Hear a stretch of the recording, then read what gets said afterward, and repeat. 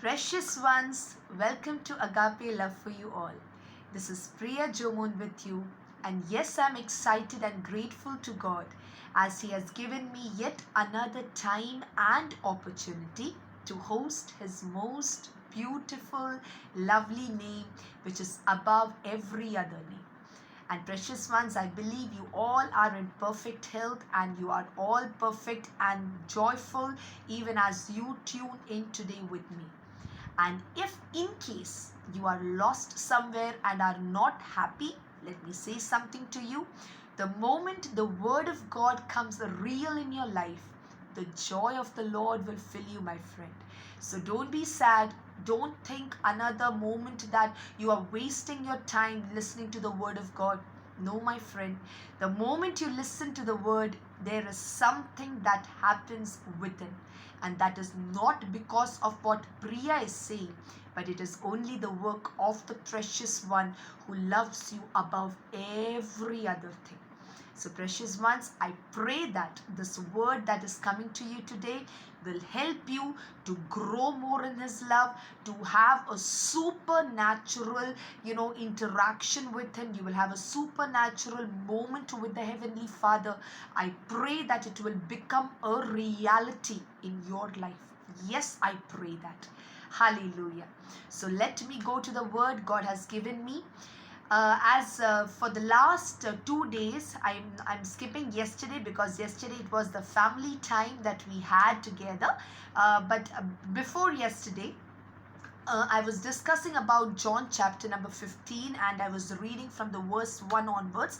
Yes, I've covered two portions from John chapter 15 and yes, I'm moving on to the next because in this chapter you need to know every word that Jesus mentions because it carries so much weight, my friend, because everything that he said, everything that he mentions, it's just like a pearl that has to be desired for. If you know that, if you have that pearl, then you are the richest person in wisdom and you have the greatest treasure that you can ever imagine. So back in the in the 2 days that we discussed, back 2 days that we discussed, I believe you realized one important thing, and that is Jesus loves you and the Father loves you just the way they love each other. You were chosen by God and not by yourself. So if you have today the love of God in you, it is because you were chosen by Him. And since He revealed Himself to you, you accepted that, you understood that without Him there is no meaning to your life. And praise God that you have Him and you are at home with Him. Praise God. Now today is something beautiful. Something beautiful, yes, I will say it is beautiful, but for some probably it may not be so beautiful to listen to. But the truth has to be said because it is not something to be hidden. Just like when you light a lamp, though how much you try to hide them, the light that comes out of the lamp, it will glow no matter what. The same way the truth has to come out no matter what. So be tuned with me even as I read from verse number 18 to 27 today. And yes, a very big truth is going to be revealed to you. Probably you will think, oh, was this the reason? If that was the reason, my friend, you don't need to be sad, but rather you need to rejoice because that has something to do with your inner spirit. So let me go with it, okay? I'm reading from verse number 18 onwards. Jesus continues speaking to His disciples. If the world hates you, understand that it hated me before it hated you. If you were of the world would love you as its own. However, because you are not of the world, but I have chosen you out of it, the world hates you. Remember the word I spoke to you? A slave is not greater than his master. Praise God. So what is Jesus highlighting here? He's telling, if the world hates you, remember that it hated me before it hates you. So yes, that is somewhere true. Now if I were to ask you, people, have you experienced hatred when you came into Christ, when you started living a new life with God? Were some people withdrawn from you? Did some people distance themselves from you? Did someone stop being in your company? Are there people mocking at the back of you? Are there people murmuring at the back of you? Probably most of you would say, yes, Priya. When it first happened with you, probably you were hurt because the ones who are doing this to you are the ones whom you really love. Probably your very best buddies, probably your own family members. But as you realized this truth that I read now, that wasn't even a burden for you anymore, because you realized, if the world hated Jesus on earth, then it's no wonder that they hate me too. Because Jesus said, you are not of the world anymore. If you were of the world and the systems of the world, they would love you as its own. But since you are chosen out of the world and of God forever, the world hates you. Let me help you with few examples. Precious ones, what does the world like to do? They love to go unjust ways. They love to cheat. They love to, do things which will bring a headache on others. They love to commit illegal works. They love to do something, which will take away the ground out of, out of someone else's feet. They love to cause harm. They love to cause hatred. They love to punish. They love to, they love to go and do judgment things. These are the things the world likes. They love to boast. They love to be, pride. They love to be, proud in all that they do. They love to highlight themselves. They love to be themselves always. So this is the worldly system, or the things of the world. But once you, as a chosen being of God, or as a child of God, you don't start delighting in these things of the world. So what do, you distance yourself from friends who love to cheat others, or cause harm to others, or steal from others. You don't go to be a part in that. So ultimately what happens? Your friends will realize that you are no more a part of them, and they will start distancing themselves from you. I remember a time in my school days, when I was learning the word of God. Whatever I would learn from my parents or from the church, what I would do, I even had a small Bible back then in my school days. I probably believe it was 7th or 6th standard.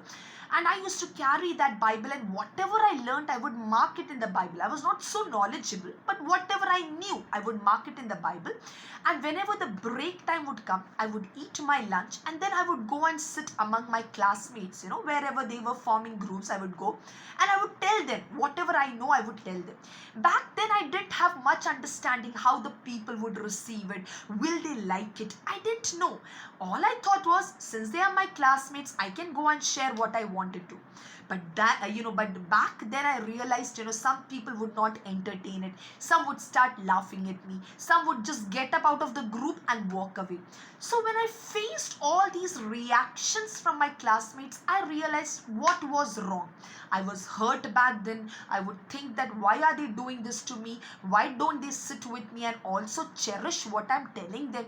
But it was in those days that my beloved sister Ria made me understand that if you happen to put some pearls in front of the pig, will the pig be like, oh, pearls, so let us keep them safe? No. What the pigs will do, just like normally, they would trample over the pearls and they would move on, because they don't understand pearls, even if you say they are pearls, oh pig, they would not understand. So just like that, if I was telling them the word of God, probably their minds were not mature enough, or their taste was different compared to what I was telling them. So they would not entertain even if I was to go to any extent to explain them. So that was not even their mistake, because they were probably not grown to receive that, or they were unaware of the many things that even I was speaking to them. So later I realized that I need to share to those who really need to know.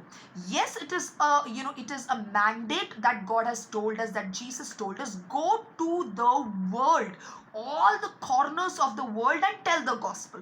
It is not something that we are doing by our own, but it is a mandate that the Lord, the Savior Jesus said, because of only one reason, and that is Jesus is the only way to the Father God or the Almighty God.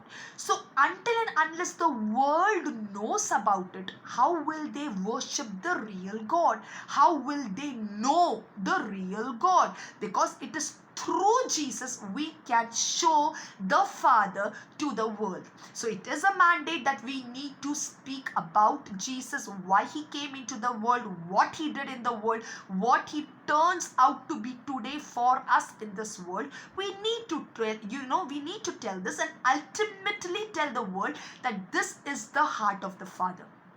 So that is why even today among us all we do this, and this is nothing wrong, my friend. What you do, what you have distanced yourself from, when I say that you are not following the worldly terms, when you're not befriending those who are involved in wrong acts, I will say congratulations. And even if they leave your company, don't be sad, because you are a chosen person, my friend. So rather than being sad, delight and say, I am a different person.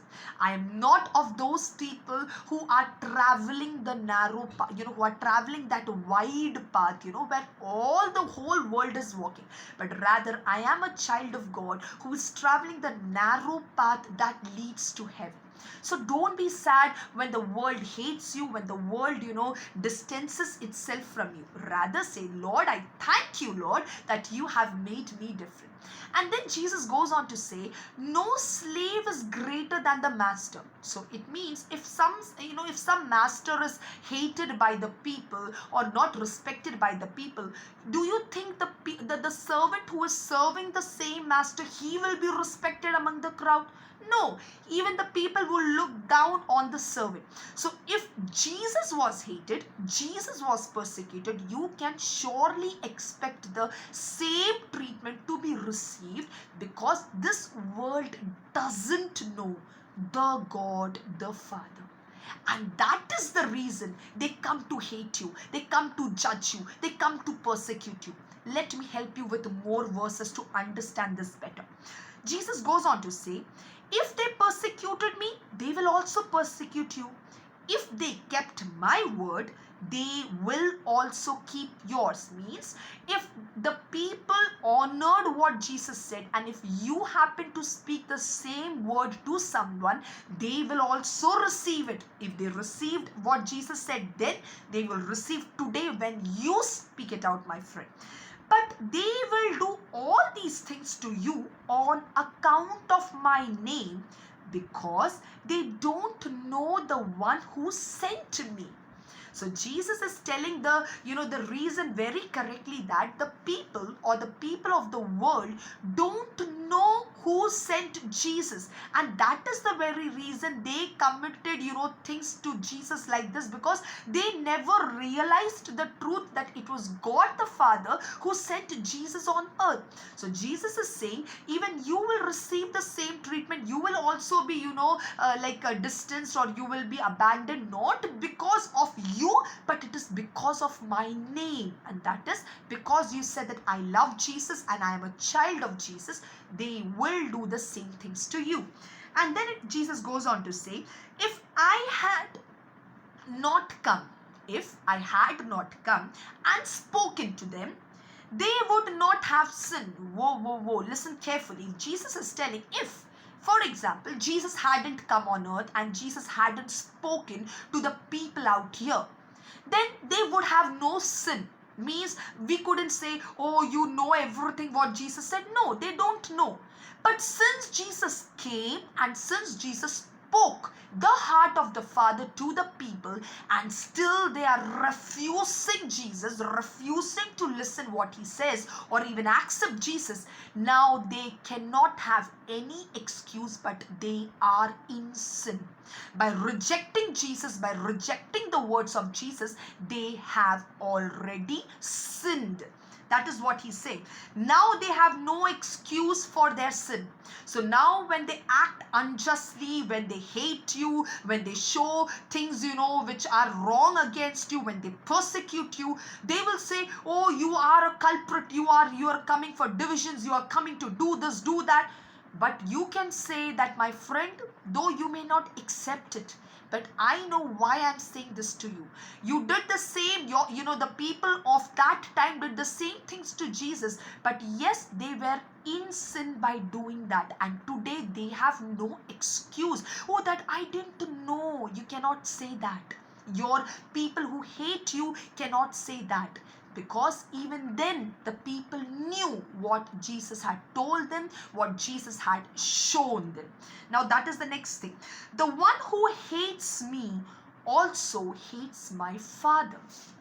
My friend, when I started John 15, I said one thing, that you are loved by Jesus the same way Jesus loves the Father, and you are loved by the Father the same way Father loves Jesus. Okay? Now, when the world turns against Jesus, when the world is not ready to accept the words of Jesus, you know what ultimately they are doing? They are hating Jesus, and they are hating God, the maker of the world. They don't know this. They think, I'm hating only Jesus because always they are saying Jesus, Jesus, Jesus, I hate it. But by saying that, ultimately the hidden truth is they are hating God the Father. Why, my friend? Because God and Jesus are one. It is God who sent Jesus on earth. They are not ready to accept this fact, so ultimately they are hating Jesus and at the same time God the Father. A big truth which shakes the ground under our feet. A very big truth. Next he says, if I had not done the works among them that no one else has done, they would not have sinned. Now they have seen and hated both me and my Father. But this happened so that the statement written in their scripture might be fulfilled. And what is that scripture says? They hated me for no reason. Precious ones, whatever Jesus did on earth, what he was showing by healing people, by touching the untouchables, by dealing with the people, by saying that your sins are forgiven. Can a normal man say your sins are forgiven? No, only God can forgive your sin. Whatever Jesus did on earth, he was showing that which no one else in the world could do. So what does that ultimately mean? That he is from God. Now, since he did these things and still the people preferred to hate Jesus, what does that mean? They have no excuse, my friend. They are already sinning against God, against Jesus. Then comes the next word. There is a scripture which was written 2000 plus years back, and that is true and happening even today, and that is, they hated me for no reason. You ask people, what is the reason you hate Jesus? We just hate Jesus because conversion. What is so much big about conversion, my friend? Can you say something to me? Can you talk to me? Is it something wrong? Ask the person who is speaking to you. Ask the person who is speaking about Jesus to you. The person will say, it is something Jesus said to us before he left, because only it is he who said, I am the way, the truth, and the life. No one in the world said, I am the way. If it is Jesus who said, I am the way, then only he is the way to the Father. And that is the reason the so-called Christians or the so-called children of God in the world speak about Jesus, and they are mistaken as converts. They are mistaken as people who are trying to convert. But it is not conversion, my friend. It is the gospel, the love of God that has to be spoken from the mouth of everyone who has tasted God. It will not be removed from the lips of those who have tasted God. You may beat them, you may do whatever to them, they will still refrain and say, we cannot leave Jesus. Because what he did for us, what he showed us, what all miracles and wonders he did on earth, and it is still evident and happening today, that proves one thing, that he is the way to the Father. And that has to be spoken. So there is no wonder that you hate Jesus for no reason. There are people who hate Jesus for no reason. They have no other reason. They just hold their principles, their things as bigger than Jesus, than God. And that is the reason they fight. But because they fight, the people at the other end are not hurt, my friend. Yes, when they are persecuted badly, everyone is pained, because no one likes to see their loved ones being persecuted. But you know what? Jesus had said one thing, that when you are persecuted for my name, rejoice, because your reward is great in heaven. They persecuted me, they will also persecute you, my children, because they never really understood me. So this is not a big thing for a child of God when this comes. It is not a surprise for a child of God. A child of God knows that this is the treatment the world gives them, because they are saying the truth. This is not something to be like ashamed of, but something to take, to be taken up as a pride moment for a child of God. And then comes the beautiful thing that Jesus says. Hallelujah. When the counselor comes, now who is this counselor? The Holy Spirit of God, the one I will send to you from the Father, the Spirit of truth, who proceeds from the Father. He will testify about me. You also will testify, because you have been with me from the beginning. So what did Jesus say here? When I am gone, my friend, because if you remember, when even Jesus was taken away from the disciples, when he was resurrected and going away to heaven, he said, don't be sad. I am going to send the counselor. I'm going to send the comforter. I'm going to send the Holy Spirit who proceeds from the Father. He will bear witness of everything that I have spoken, and that proceeds from the Father. And today in this world that we live in, we don't see a visible Jesus around walking with us. But yes, we have the Holy Spirit of God, who is the reason you have become a child of God. Because it is He who convicts you, who helps you to know the truth, because he is the Spirit of truth. And it is because of him you come to know your Savior, you come to know God the Father. It is because of the Holy Spirit, my friend. And Jesus said, so you don't need to be sad, because I'm gonna send. And yes, he sent. At the same time, he says, he is gonna do, the Holy Spirit is gonna do one thing, and that is keep witnessing about Jesus to the world and to the people in the world.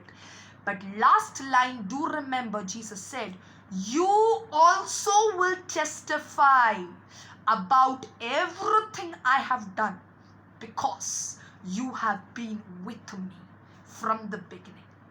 Oh, I'm not Peter, I'm not John, the disciple of Jesus, but today when I am a child of God, and when I say I know Jesus, I have to be a witness for him, because I cannot just, take all the cookies that comes from Jesus and eat it and I'm like, it was tasty, the healing was tasty, the miracles were tasty. Oh no, I don't know Jesus. No. They hate me for that, so I'm not gonna say that I know Jesus. No, my friend, you have to witness because you have tasted of Jesus. You have tasted God's love. You have tasted healings and miracles in your life. You have tasted the salvation you have received. Then how can you not be a witness of that ultimate truth so that even the worldly people will be saved from the clutches that they are bound in?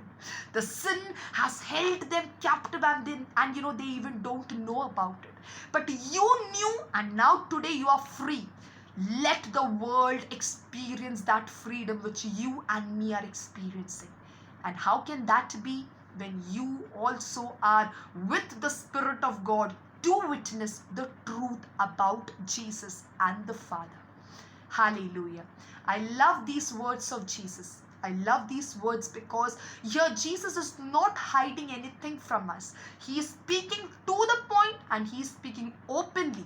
Not with fear, but with a command, my friend. When Jesus said this, you will be persecuted, he didn't say, my children, you will be persecuted, so take care, okay? No. He was emboldened when he said that because he knows the people of the world may be harsh to you, my child, but the heaven rejoices for you when you stand in my name because I am the truth. You don't need to fear when people are bad to you. I am the one who is there for you. Precious ones, let us be the precious witness for the Savior who gave up his everything for us, who gave up his everything to save the world and not just the Christians. Hello out there, if you think Jesus only came for the Christians, you're mistaken, my brother, my sister. He came for the world. He saved the world, but you need to accept him in order to walk in that salvation. It is just free. Whatever he did is free for you. But you cannot just accept it. You need to believe it. That is where it lies. And that is where many people reject Jesus and go. That though they reject today, surely they will accept tomorrow. Because so many in the world are praying for the lost souls. So I know one thing. God is true. And he will save those who are lost in the world. Praise God. Father, thank you for this precious word, Father. Thank you for showing us that in this world, we will have trials, we will have tribulations, but we need to be of good cheer because you are our Father, you are our teacher, you are the one who showed us the way. And Lord, we have experienced it, God, and nothing can take it away from us. We have tasted your love deeply. We have seen your care matchlessly. We have seen your intervention when we were in darkness, God. And so we know you are real. You are tangibly real, God. Help us to spread your love, spread your word to the world so the world will know that matchless love and will come to the matchless love. Thank you so much for your doing that. In Jesus' mighty name I pray. Amen and amen. Precious ones, may God bless you all. Kindly share this word across the world wherever you can so that the people will know that what they are walking in, when they are the children of God, they are matchlessly blessed beyond measure. So whatever comes your way, remember it all came before Jesus. And Jesus faced it all with faith, knowing that it had to be faced for the world to be saved. So let us have the same mentality and walk the way of Christ with joy in our spirit. May God bless you all. Stay cheerful until we meet tomorrow. Bye-bye.